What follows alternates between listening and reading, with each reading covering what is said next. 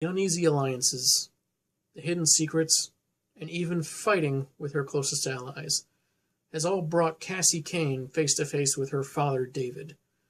As he was poised to assassinate Barbara Gordon, aka Oracle, and cripple the superhero community, she stands in his way with the sole purpose of breaking her non-killing oath and ending his life. I'm Angry Spork, and we are taking issue with the final chapter of Batgirl, Redemption Road. Issue 6 wastes no time in picking up where the last one left off, this time Kane cracking that it's too much to expect his daughter is there to help him. Cassie tells him of her deadly intent, while trying to think of the great gray dragon as the enemy, not her father. A shot is fired, but fortunately only hits the window frame. Barbara tells Charlie to get down and calls the Batcave, getting Nightwing. Since he's hours away in Gotham, he asks if there are any birds of prey in the area, but there aren't. He instructs Babs to get to the most secure part of the building and consider both David and Cassie a threat, even though she sees them fighting. As Grayson is about to send an all points to Capes for assistance, Batman chimes in, belaying the order, and with he and Robin close, they'll be handling this in the family. Nightwing doesn't take it well. The daddy-daughter dance of doom rages on, Kane taunting Batgirl and tossing some throwing blades her way. She avoids all but one, deflecting it back and cutting Kane's face.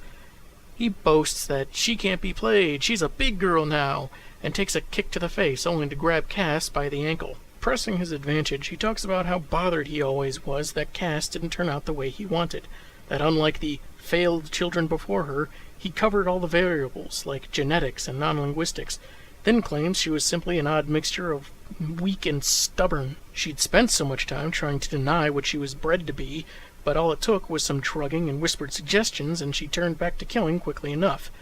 After all she's done, though, costing him his army and his plans with Slade, Cassandra has proven to be too much trouble, and as much as it hurts Kane, he's going to put her down. Well, he said it would hurt him. That's something? Batgirl sweep kicks him off his feet and deflects his acid capsules, saying she's not weak, only making choices he never gave her. In that same vein, as she knocks away his knife and dodges gunfire, she's choosing to end Kane's life so he'll never kill or poison anyone else. After cracking his wrist and, I think, breaking a couple of fingers, Cass says everything he taught her is being used against him to balance out what he did to her and not caring what happens to herself afterwards. Kane notes that despite his possible death, he will always be a part of her. He recalls when she was 5 and he took her along to his killing of a diplomat and his family, and she couldn't turn away. Just like she'll always have his eyes, she'll always have the taste for the work. Cass recalls it a little differently, though. She remembers a child's book that caught her interest, as well as some toys she'd never known before. She wanted to know, but Kane slapped the book out of her hand, letting her know and see only what he wanted. Batgirl is momentarily distracted, allowing David to strike with an escrima-stick, saying without the total focus he could have given her had she not run away, she's nothing but a whiny, ungrateful brat that does nothing but take and take. That's not true. She does a lot of giving, thank you very much. She gives concussions. She gives broken bones. She gives nightmares to Gotham muggers. Meanwhile, in the kitchen, Charlie has had enough of watching the fighting and intends to join, but Barb stops her. Despite Misfit's skills, Kane still outmatches her, and she could be easily used to make Batgirl more vulnerable and get them both killed. She instructs her charge to make sure Kane didn't sabotage the building, and Charlie complies, teleporting in a smokescreen, though letting it be known how much this situation sucks. Barbara agrees, but adds it's Batgirl's fight. Not that this is a knock against this scene, as we should know why it is a girl with some super strength and teleporting abilities isn't joining in, but I think maybe it would have been better placed right before Kane flashes back to that assassination he brought 5-year-old Cassandra to, largely because it sort of inhibits the flow of this next scene. Seemingly at Kane's mercy, Batgirl questions his self-awareness, screaming about a little girl that's ruined him. "Do you know what you sound like? A whiny little brat." Enraged, the Grey Dragon readies a devastating strike, only for his daughter to give him a right hook, throwing back at him his remark about weakness and lack of focus. She says he never wanted her to have anything, not caring what she wanted. She smacks him around, saying she wanted to read, to talk, have a father and a family, somewhere to belong, and an emotionally powerful unleashing of her pent-up anger. A battered Cain tries to speak, but Batgirl kicks him back, sending him over the edge and leaving him hanging by one hand. She hovers her foot over his fingers, telling herself she wanted this chance. But she steps back, knowing that the pain would only get worse and never go away if she went through with it. As Cain weakly admits defeat and asks to be taken to jail, Cass begins wondering if pain is just how her life is supposed to be. She can't bring herself to pull him up. Taking the Batman Begins route, she determined that letting him fall isn't killing him, just choosing not to save him. He could die, or he could save himself, so she could lock him up. But she knows he can't save himself. She claims she can live with that, but at the last moment, as Cain loses his grip, she dives to try and grab him. Suspense is killing me! Batman has secured a very much not dead David Cain on the ledge below. And you know what? Given the perspective of the ledge to Cassie and all that, the distance doesn't quite look like it could have killed Cain, even if Batman wasn't there to save him. I don't know, maybe I'm wrong. Moving on, Cassie pleads that she tried to save him, and she's backed up by Robin, who had seen her attempt at a rescue. Cassie says that she waited, probably beginning to say that she should have acted sooner, but Tim says that after all Cain did to her, the fact that she moved at all was impressive, to Batman's agreement. In the end, not only did she choose not to kill Cain, she even tried to save him. And as far as the Dark Knight is concerned, Cassie is free of the worst of Cain's teachings. He probably means the killing stuff. I mean, brutally injuring people to the point that they're incapacitated and in great pain, that's fine, but the killing stuff is where you gotta draw the line, people. Batman says he knows that Batgirl doesn't feel like the mission is over, which is how the rest of the family feels. The mission never ends, but each criminal she stops and each life saved is a step closer. She stopped some of the many killers her father taught, and more remain at large. Robin radios Oracle that everything's clear, but that something's about to happen that Nightwing's not going to like. Maybe not, but he has a lot worse coming a few years after this, like his costume being redesigned to resemble Chris O'Donnell's suit in Batman and Robin. Way to go, Jim Lee. Bat says it's Cassie's call if she wants to continue to clean up her father's mess, but it's also her call if she will let him do something he should have done a long time ago. Specifically, when they get back to Gotham, Bruce wants to start adoption proceedings.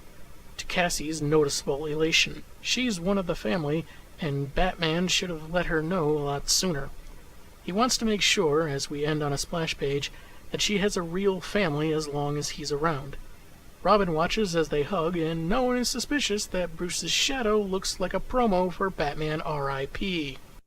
And that is Batgirl Redemption Road. It might seem a little hypocritical that Cassie was so angry about being brainwashed into a killer that once returned to normal, she'd willingly kill someone, but to have her come back and not be so angry is kind of questionable in and of itself, isn't it? At least here we have a good build-up to her ultimate choice, and even though it could have ended in a disaster, she naturally chose correctly.